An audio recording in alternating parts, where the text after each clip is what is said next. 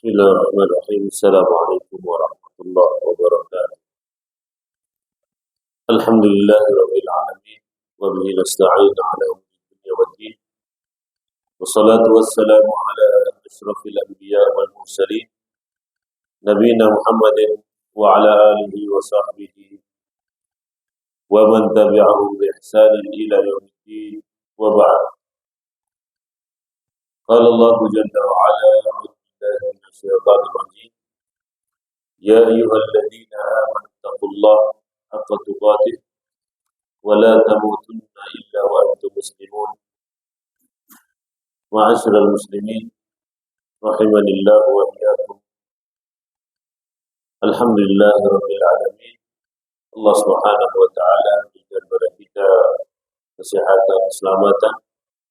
Mudah-mudahan Allah Subhanahu wa Ta'ala memberikan tambahan daripada nikmat yang besar ini, dan Allah Subhanahu wa Ta'ala jadikan kita termasuk orang-orang yang beriman dan beramal saleh, beramal ma'ruf nahi munkar sampai akhir hidup kita. Amin ya rabbal alamin. Saudara-saudara, pembahasan kita pada pagi hari ini insyaallah taala tentang khuturatu du'atul batil wa imatud dhal. Kita harus waspadai bahasanya di sana ada orang-orang yang menyerukan kepada kebatilan, dan juga bahayanya orang-orang yang mengikuti para imatul dhal. Imam itu artinya jamak daripada imam.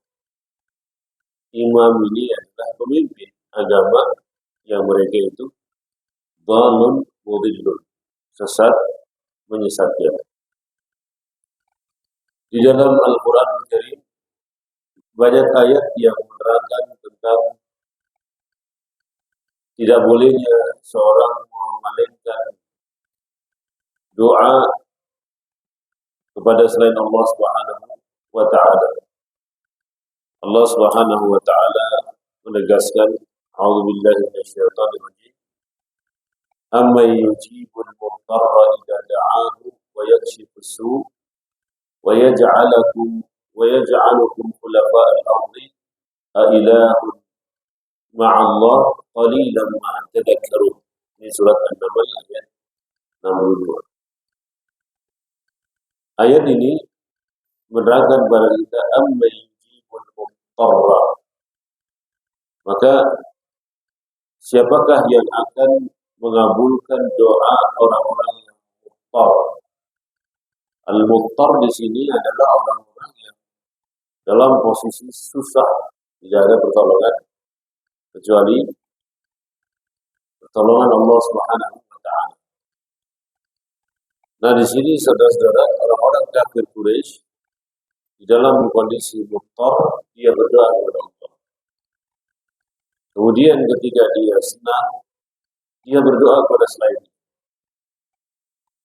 yakni mereka adalah orang-orang musyrik, orang-orang kafir Quraisy. Tapi kondisinya yang saat ini kita dapatkan, ternyata umat itu berdoa kepada selain Allah dalam kondisi mudtar, berdoa kepada selain Allah dalam kondisi yang darurat dan tidak darurat. Jadi dua-duanya dilakukan oleh kebanyakan orang ketika mereka ditimpa musibah, ditimpa bencana. An-Naml ayat 62 ini dalil yang qati', dalil yang kuat, dalil yang sangat tegas tidak bolehnya seorang itu menjadikan ilahun ma'allah, sesembahan yang dia sembah, yang dia berdoa kepadanya. Dan ini na'udzubillah min dzalik, menjadikan sebuah budaya atau kebiasaan-kebiasaan dengan dalil kami tidak berdoa kepada mereka, tapi kami menjadikan mereka sebagai perantara. Contohnya seorang berdoa meminta kepada selain Allah Subhanahu wa taala, ya, meminta kepada pohon, meminta kepada pusaka-pusaka, warisan-warisan leluhur dan lain sebagainya. Kami tidak berdoa kepada mereka. Kami tidak berdoa kepada mereka, tapi kami ini meminta pertolongan kepada mereka agar apa? Agar mengabulkan doa-doa kami. Itu yang ada di masyarakat. Nah, itu dibantah. Qalilan ma tadhakkaru. Artinya mereka itu tidak sadar terhadap perbuatan itu adalah perbuatan yang tidak benar. Kemudian firman Allah Subhanahu wa taala dalam surat Fatir ayat 2,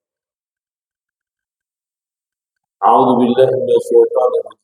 Ma yaftahillahu lin-nasi bi rahmatin fala mumsika laha wa ma yumsik fala mursila lahu min ba'di.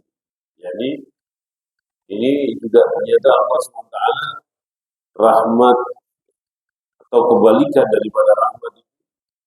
Tidak ada orang yang bisa menahannya dan tidak ada orang yang bisa mengeluarkannya. Maka ini sebetulnya bantahan terhadap fenomena kesyirikan yang terjadi dengan disebut dengan pawang hujan. Itu kan rahmat Allah Subhanahu wa taala.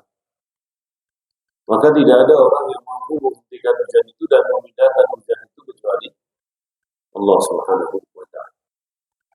Ini dalil Fatir ayat 2, ini adalah dalil tidak boleh seorang itu berdoa kepada selain Allah Subhanahu wa taala. Kemudian yang ketiga, Yunus ayat 106 sampai 107 juga jelas. A'udzu billahi minasyaitonir rajim. Wa la tad'u min dunillahi ma la yanfa'uka wa la yadurruka. Jangan engkau berdoa kepada selain Allah yang tidak memberikan manfaat dan mudarat. Apa saja yang selain Allah Subhanahu wa taala itu tidak memberikan manfaat dan mudarat. Jadi kadang-kadang manusia terkecoh dengan selain Allah itu ternyata selain Allah Subhanahu wa taala itu mampu berbuat ini dan berbuat itu. Itu adalah tipuan syaitan kepada mereka. Seperti contohnya ada orang terkecoh meminta kesembuhan kepada sebagian orang yang dianggap memiliki kesaktian, memiliki kanuragan dan sebagainya. Padahal dia sendiri tidak memiliki manfaat dan mudarat, tidak bisa memberikan apa-apa, tapi dijadikan sebagai tempat doa.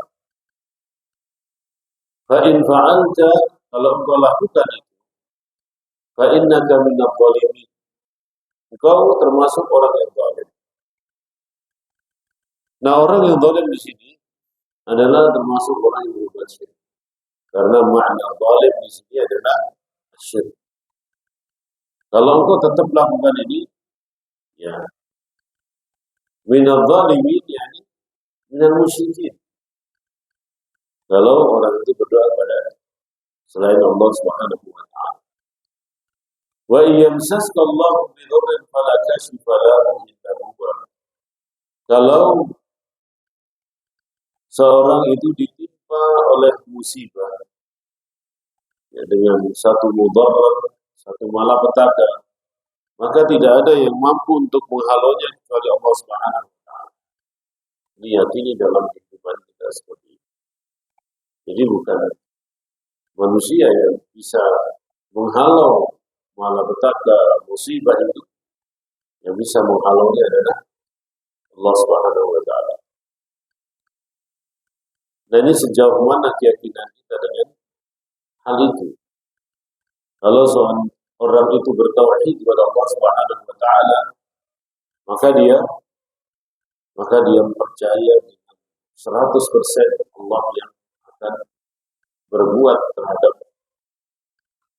musibah tersebut. Tapi kalau dia tidak percaya, maka dia akan menjadi orang kufur kepada Allah Subhanahu wa taala. Maka sudah jelas Allah Subhanahu wa taala, orang kadang-kadang ketika ditimpa musibah, dia kehilangan akal sehatnya. Dia kehilangan kontrol tauhidnya. Apa saja dilakukan ketika dia dapat musibah. Ayat ini memperingatkan kepada kita jangan seperti itu. Yani susah, senang, Allah yang mengendalikan kehidupan kita. Allah Subhanahu wa taala yang kasyifun. Kasyif itu artinya menghilangkan musibah, bahaya, gundah, dan lain sebagainya. Wa in yuridka bi khairin fala rada li fadlihi. Kalau Allah itu menginginkan kepada engkau kebaikan, tidak ada orang yang mampu menolong. Ini sama dengan hadis Nabi sallallahu alaihi wasallam, "Law anna al-ummata istama'u ala an yanfa'uka bi syai'in lam yanfa'uka illa bi syai'in qad katabahu Allah laka." Ya. Kalau seandainya umat ini artinya orang banyak, mereka berkumpul dari seluruh penjuru barat, timur, utara, selatan, kumpul ingin memberikan manfaat kepada engkau, tapi manfaat itu belum ditakdirkan oleh Allah SWT, maka manfaat itu tidak sampai kepada engkau. Manfaat itu tidak sampai kepada engkau kecuali manfaat keuntungan yang Allah tuliskan untuk engkau. Nah, ini posisi tingkat keimanan yang paling. Nah, di sinilah manusia harus meyakini, dan ini sifat yang seperti ini atau perasaan iman yang seperti ini akan melahirkan sifat qanaah, ya, qanaah, dan menghilangkan iri dan dengki. Ini mungkin setiap kita yang hadir di sini itu pernah mengalami. Jadi kita menyangka itu ada baik, tapi ternyata tidak. Jadi mungkin dari semasa kecil dia sudah membidik, ini calon anak nih, kalau gede ini saya nikah sama ini, tapi ternyata nikahnya sama tetangga depan rumahnya. Ya. Dia tidak sadar, oh ternyata jodoh saya di depan rumah saya. Atau dia dari kecil pengen jadi ini dan itu, ternyata ini tidak jadi apa yang dia inginkan. Maka saudara, ini bertentangan dengan teori barat. Teori barat itu mengatakan membangun dream, membangun mimpi itu dari kecil. Seorang bercita-cita itu dari kecil. Seorang bercita-cita itu boleh saja, tapi tidak boleh dia membuka peluang yang lain. Ya, tidak boleh dia menutup peluang yang lain. Ada orang mungkin cita-citanya dulu jadi insinyur nuklir atau ahli nuklir, ternyata jadi ustaz. Ya. Ada orang yang dulunya pengennya jadi tukang pemadam kebakaran, ya, ternyata jadi bisnismen. Maka ini yang dikatakan oleh Allah Subhanahu wa taala, "Fala rada li fadlihi yusibuhu man yasha'u min 'ibadihi wa huwal ghafurur rahim." Jadi tidak ada orang yang bisa menolak keutamaan Allah, fadilah Allah, pemberian Allah, yusibu bihi man yasha'. Allah akan berikan kepada hambanya yang Allah Subhanahu wa taala kehendaki. Allah berikan kepada hambanya yang Allah Subhanahu wa taala kehendaki. Man yasha' ini adalah iradatullah taala asy-syar'iyyah. Ya. Kemudian ada iradah, itu ada dua. Iradah syar'iyyah wa iradah kauniyah. Iradah syar'iyyah, ini keinginan Allah Subhanahu wa taala. Syar'iyyah itu adalah takdir Allah Subhanahu wa taala, semua telah tertulis. Kauniyah, yakni keinginan Allah Subhanahu wa taala yang tertulis tulis yang sudah tercipta kepada alam semesta, manusia tinggal menjalani. Oh, kalau mau jadi ini, ya jalannya ke sini. Mau kalau jadi ini, jalan. Itu namanya iradatullah al-tauhid. Ini keinginan Allah Subhanahu wa taala yang ada pada alam semesta. Orang pengen jadi A, maka Allah akan mudahkan jalannya ke sana. Sampai dia jadi. Ya, sampai dia. Maka saudara-saudara yang dirahmati Allah Subhanahu wa taala, manusia dalam hal ini dia harus membangunkan akal pikirannya.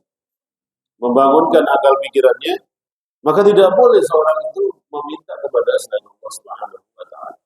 Mintalah kepada yang menciptakannya, yaitu Allah Subhanahu wa taala, yang bisa memberi, ya, setiap pemberian, setiap doa yang dipanjatkan kepada Allah Subhanahu wa taala, yang bisa menolak, yang bisa mencegah, yang bisa memberikan, itu adalah Allah Subhanahu wa taala.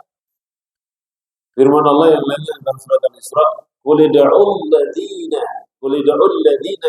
za'amtum min dunihi fala yamlikuna kashfa ad-durri 'ankum wala tahwila." Nah, ini juga ini bantahan pada mereka-mereka yang fenomena ini banyak terjadi di negeri kita. Katakan, mintalah kepada mereka yang kalian sangka dari selain Allah Subhanahu wa taala, dari yang kalian sangka selain Allah Subhanahu wa taala bisa menghilangkan mudarat, bahaya dari kalian, dan juga bisa menyingkirkannya. Tentunya tantangan Allah SWT kepada mereka ini tidak ada artinya, karena mereka itu tidak memiliki sedikit pun dari kekuatan untuk menghilangkan mudarat dan bahaya dari mereka. Kemudian surat Saba ayat 22-23. A'udzubillahi minasyaitonir rajim. Qul ud'ul ladzina za'amtum min dunillahi la yamlikuna mithqala dzarratin fis samawati wala fil ardi wa ma lahum fihima min syirkin wa ma lahum minhum min dharir wa la tanfa'u asy-syafa'atu 'indahum illa liman adina lahu hatta fuzi'a 'an qulubihim qalu madza qala rabbukum qalu al-haqqa wa huwa al-'aliyyul kabir. Katakan, berdoalah kepada yang kalian sangka selain Allah SWT. Allah tegaskan, mereka itu tidak memiliki kekuatan sedikit pun di langit dan bumi. Dan mereka, wa ma lahum fihi ma min syirkin, dan mereka dalam langit dan bumi ini mereka itu tidak memiliki kontribusi, tidak memiliki kekuatan, ya, dan mereka tidak memiliki yang membantu mereka, yang akan menyelamatkan mereka. Nah, ini coba lihat, wala tanfa'u, ayat ini berkenaan tentang ayat syafaat. Wala tanfa'u syafa'atu indahu illa liman adina lahu. Yani syafaat ini tidak berlaku kepada siapapun kecuali yang diizinkan oleh Allah Subhanahu wa taala. Hatta idza fuzi'a an qulubihim, ya, sehingga Allah Subhanahu wa taala angkat rasa takut dari hati mereka, dan mereka mengatakan, qalu madza qala rabbukum, ya, qalu madza qala rabbukum. Para malaikat ini berkata, apa yang dikatakan oleh Tuhan kalian? Mereka mengatakan al-haqqu, para malaikat mengatakan al-haqq, kebenaran, wa huwal 'aliyyul kabir. Ayat ini, saudara-saudara, adalah ayat yang berkaitan tentang syafaat. Jadi ini adalah syafaat yang diberikan Allah Subhanahu wa taala kepada Nabi Muhammad sallallahu alaihi wasallam. Jadi ketika mereka itu meminta pertolongan pada mahsyar yang begitu dahsyat, pemandangannya tidak ada pemandangan sedahsyat pada mahsyar, maka Nabi Muhammad SAW sujud di bawah Arsyur Rahman, di bawah singgasana Allah Subhanahu wa taala sampai permintaannya dikabulkan. Sampai permintaannya dikabulkan. Permintaannya adalah salah satu yang pertama adalah mempercepat masuknya umatnya ke dalam surga.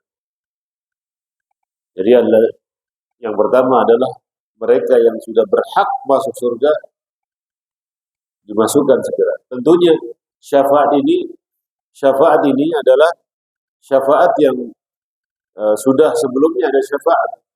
Sebelumnya adalah syafaat bahwasanya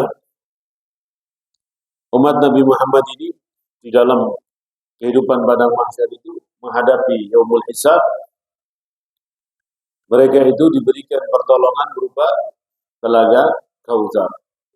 Telaga Kautsar itu adalah telaga yang dijanjikan Allah kepada Nabi Muhammad SAW dan dikatakan man syariba minhu lam yadhma abada, yakni orang yang meminum daripadanya dia tidak akan haus selama-lamanya. Nah, telaga Kautsar ini disebutkan di dalam firman Allah, inna a'tainaka al-kautsar fashalli li rabbika wanhar inna syani'aka huwal abtar. Yang mendapatkan telaga Kautsar ini adalah orang yang bertauhid kepada Allah. Ya. Pertama ya, orang yang bertauhid kepada Allah. Yang kedua adalah orang yang mendapatkan ridha dari Allah Subhanahu wa taala dan Rasul. Ini dia. Pertama, orang yang tauhid, yang bertauhid, dia tidak berbuat syirik. Yang kedua adalah orang yang diridhai oleh Allah Subhanahu wa taala dan Rasul. Makanya seorang jungkir balik setiap hari beribadah pada Allah Subhanahu wa taala. Salat, puasa, zakat, infak, sedekah ini untuk mencari ridhonya Allah dan ridhonya Rasul sallallahu alaihi wasallam. Gunanya apa? Tadi di hari yang manusia itu tidak ada pertolongan, di hari yang mana manusia itu nanti nafsi-nafsi. Antum sudah tidak memikirkan anak antum, istri antum, ya orang tua antum tidak, tapi sudah sendiri-sendiri. Maka ketika beramal, ya di dunia jangan tergantung sama orang lain. Gantungkan harapan itu pada diri antum. Setelah meminta kepada Allah Subhanahu wa taala. Kemudian syafaat yang berikutnya itu doanya Nabi. Doa Nabi untuk umatnya. Pertama, orang yang berhak, orang yang sudah ditentukan masuk surga supaya dipercepat masuk surga. Kemudian orang yang sudah mendapatkan ketentuan masuk surga, tetapi ternyata dia masih harus mempertanggungjawabkan dosa-dosanya itu supaya diampuni oleh Allah Subhanahu wa taala dan masuk surga. Ya. Kemudian orang yang sudah ditakdirkan dia masuk neraka, ya supaya tidak masuk neraka. Sampai doa Nabi sallallahu alaihi wasallam itu kepada mereka yang punya mithqala dzarratin minal iman, ya. Mithqala dzarratin minal iman, dia hanya punya setitik iman, itu diselamatkan dari neraka. Artinya dia mengalami masa siksa di neraka itu terakhir syafaat itu diberikan kepada mereka, mereka dientas dari api neraka, diambil dari api neraka, meskipun mereka hanya punya dzarrah, yakni setitik iman. Ya. Nah itu kalau kita membaca syafaat itu, wah gampang Ustaz, nanti tidak usah sholat, saya nanti juga bisa masuk. Dengan la ilaha illallah masuk, apa namanya? Masuk surga. Jadi kita jawab bagaimana? La ilaha illallah punya konsekuensi. Ya, punya konsekuensi. La ilaha illallah punya syarat. La ilaha illallah punya ketentuan. La ilaha illallah punya golongan siapa yang akan mendapatkan pertolongan dari Allah Subhanahu wa taala dengan la ilaha illallah. Seperti saudara-saudara, Orang sekarang itu mengaku cinta kepada Nabi SAW. Mengakui Nabi Muhammad wa anna Muhammad Rasulullah. Tapi pengakuan yang benar terhadap cintanya seorang kepada nabinya adalah mengamalkan sunnah-sunnah.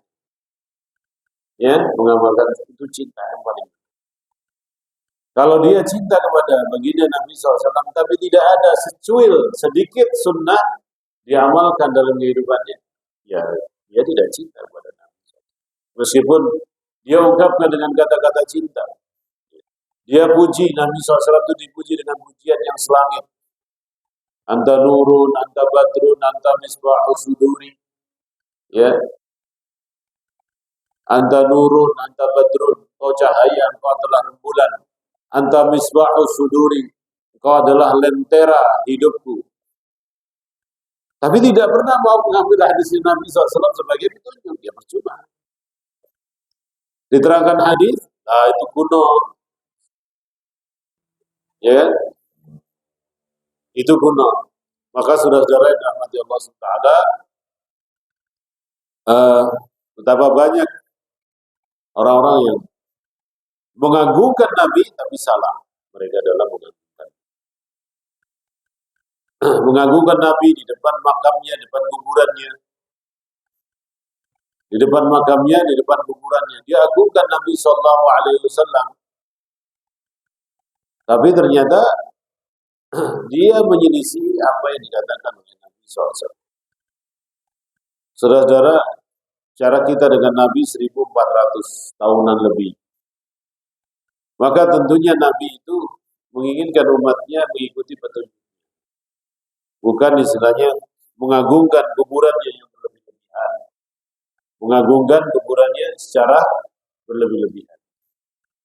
Bahkan ada orang yang menjadikan dan memiliki keyakinan bahwa kuburan Nabi itu memiliki manfaat dan mudarat, ya, memiliki manfaat dan mudarat.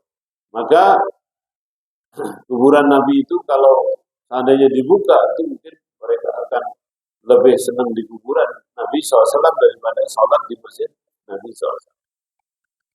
Maka dijaga kuburan Nabi itu, dijaga, dipagar. Dan itu salah satu hikmah kenapa Nabi SAW dikuburkan, dimakamkan di kamar Aisyah radhiyallahu ta'ala. Kalau seandainya dikuburkan di Baqi, itu adalah kuburan umum untuk seluruh kaum muslimin, maka sudah tidak tahu lagi apa yang terjadi. Karena tauhid itu semakin hari semakin menipis, karena iblis dan tentara-tentaranya tidak mau manusia ini beriman dan bertakwa kepada-Nya. Manusia itu menyembah Allah, tidak mau mereka. Mereka ingin ada teman-temannya nanti di akhirat. Itu iblis. Maka mereka menyesatkan. Iblis itu menyesatkan manusia dengan mengirim para a'immatud dhalin dan mudillin, yakni para agen-agennya, ya, para tentara-tentaranya yang akan mereka itu sesat dan menyesatkan umat manusia. Maka saudara-saudara, di dalam hadis Nabi SAW, dalam hadis yang sahih disahkan oleh Syekh Albani rahimahullah taala, Nabi berkata demikian, wa inna ma akhafu ala ummati a'immatal mudillin. Aku takut ada pada umatku ini adalah para imam-imam yang mudillin, para pemimpin agama yang menyesatkan.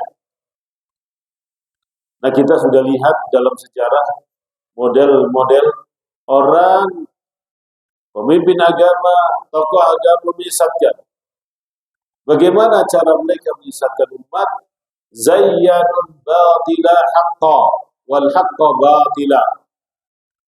Mereka itu menghiasi kesesatan sebagai bentuk kebaikan, atau kebaikan dihiasi sebagai kesesatan. Yang baik dia katakan salah, yang salah dia katakan baik. Nah, ini Nabi mengatakan nanti akan muncul a'immatul mudillin, Kita sudah lihat contoh-contohnya, bentuk-bentuknya di dalam kehidupan kita ini. Ya, mereka berceramah setiap hari bahasanya Yahud ghairil maghdubi alaihim waladdallin. Jelas penafsiran ghairil maghdub, yakni maghdub itu Yahudi, ad-dallin itu adalah Nasrani. Jelas di sini. Berlindung setiap hari dari dua sifat bangsa ini. Ternyata dia masih punya kecintaan kepada yakni pemimpin-pemimpin Nasara di depan umat, ditampakkan kecintaan itu seolah-olah tidak ada pemisah atas nama toleransi antara hak dan batil. Ya, seolah-olah agama itu adalah sama, ya, dan ini tentunya bertentangan dengan surah Al-Ikhlas itu sendiri. Qul huwallahu ahad, Allahus samad, lam yalid wa lam yulad wa lam yakul lahu kufuwan ahad. Mana akidah kita terhadap Al-Ikhlas? Ya, qul huwallahu ahad, Allahus samad, lam yalid wa lam yulad wa lam yakul lahu kufuwan ahad. Surat ini dinamakan surat Ikhlas. Ya, kenapa tidak dinamakan surat Qul? Apakah ada di situ kalimat ikhlas di dalam surat ini? Ada tidak? Tidak. Kenapa tidak dinamakan surat Qul? Karena hakikat orang beribadah kepada Allah SWT adalah ikhlas. Ikhlas itu menjadikan semuanya menjadi satu. Ya, menjadikan sembahan itu adalah, maka dinamakan ikhlas. Ketika sesembahan itu tidak satu, dia katakan ada Tuhan-Tuhan yang lainnya, maka itu bertentangan dengan makna ikhlas. Ya, qul huwallahu ahad, Allahus samad, lam yalid wa lam yulad wa lam yakul lahu kufuwan ahad. Maka a'immatul mudallin ini adalah mereka yang mengajak kebanyakan orang untuk menyembah batu. Batu apa saja? Batu berhala, batu api, ya, batu arca, patung, dan lain sebagainya. Wa ta'alluq bil qubur a'immatul dhalin, itu mengajak orang untuk kembali kepada kuburan. Membikin fitnah, membikin isu pada orang, oh ini kuburannya fulan. Padahal tidak ada mayatnya di dalamnya, tidak ada. Ini banyak terbongkar. Ini adalah kuburan tokoh Islam dan sebagainya. Akhirnya orang itu abdimunal kubur, tanpa bertanya ini kuburannya siapa. Dan itu terbongkar. Baru-baru ini terbongkar. Ini kuburannya fulan, ini kuburannya fulan. Tapi ternyata tidak. Untuk kepentingan kelompok tertentu, ya, untuk mengambil materi dunia dengan mengatakan kebatilan itu kebenaran, atau kebalikannya, kebenaran itu adalah kebatilan. Ya. Nah, ini ma'asyiral muslimin yang dinamakan a'immatud dhalin. Mudah-mudahan Allah Subhanahu wa taala menjauhkan kita dari a'immatud dhalin yang selalu mengajak kita untuk berdoa kepada selain Allah Subhanahu wa taala. Ya, maka kita harus berhati-hati kepada jenis-jenis ziarah yang dilakukan. Ziarah kubur itu ada. Ziarah kubur itu disyariatkan dalam Islam. Kuntu nahaitukum an ziyaratil kubur. Aku dulu, kata Nabi SAW, melarang kalian untuk berziarah kubur. Fal'ana fazuruha. Sekarang ini silakan kalian ziarah kubur. Kuntu nahaitukum. Hukumnya awalnya haram. Karena apa? Hadithu ahdin bi kufrin. Karena para sahabat dulunya itu sangat dekat, rentan dengan kesyirikan. Karena dia baru masuk Islam, dilarang. Setelah akidahnya kuat, tauhidnya kuat, maka diperbolehkan. Nah sekarang, orang-orang yang berziarah kubur, akidahnya belum kuat. Akhirnya dia salah. Seharusnya berdoa kepada Allah, malah berdoa kepada selain Allah Subhanahu wa ta'ala. Nah itu yang terjadi. Dan itu yang menyebabkan batalnya amalan seorang hancurnya amal seorang. Maka ketika kita berziarah kubur, ya, tidak perlu istilahnya beramai-ramai. Ziarah kubur ke makam, ke kuburan manapun boleh sah-sah saja. Tidak mesti ziarah kubur itu kepada makam tertentu. Dan ziarah kubur kepada makam tertentu sangat identik dengan perbuatan yang menyimpang daripada tauhid. Ya, sangat identik dengan meminta-minta kepada selain Allah Subhanahu wa taala. Ziarah kubur tujuannya mengingatkan orang kepada kematian. Ziarah kubur melihat itulah tempat kita setelah kita hidup di dunia. Wallahu a'lam bishawab. Sallallahu ala nabiyina Muhammadin wa ala alihi wa sahbihi wa sallama tasliman katsira. Ada pertanyaan? Iya.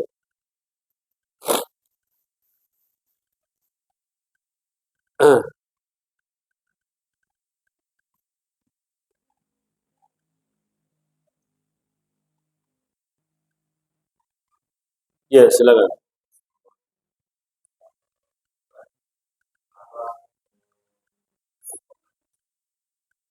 Sungkeman. Baik.